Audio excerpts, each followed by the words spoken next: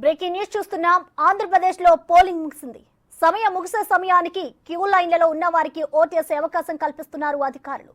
రాష్ట్రంలో పలు ప్రాంతాల్లో ఉద్రిక్త పరిస్థితులు నెలకొన్నాయి. పల్నాడులో ఉదయం నుంచే హైటెన్షన్ నెలకొంది. రాయలసీమ ప్రాంతంలో ఉద్రిక్తతలు కొనసాగుతూనే ఉన్నాయి. ఉత్తరాంధ్రలోనూ చెదురుముదురు ఘటనలు చోటు చేసుకుంటున్నాయి.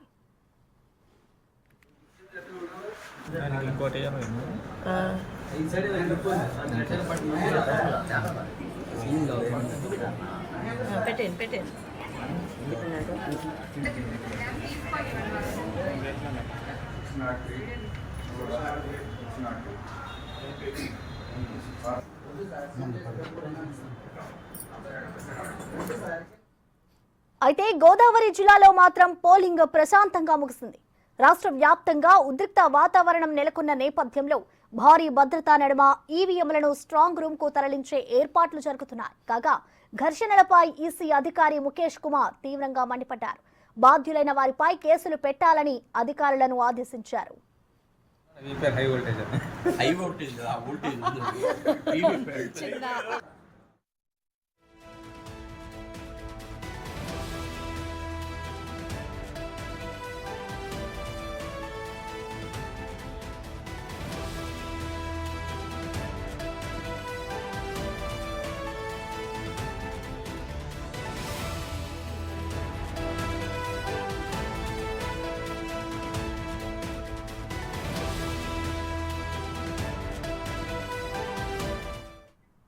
ఆంధ్రప్రదేశ్లో పోలింగ్ ముగిసింది. సమయం ముగిసే సమయానికి క్యూ లైన్లలో ఉన్న వారికి ఓటేసే అవకాశం కల్పిస్తున్నారు అధికారులు.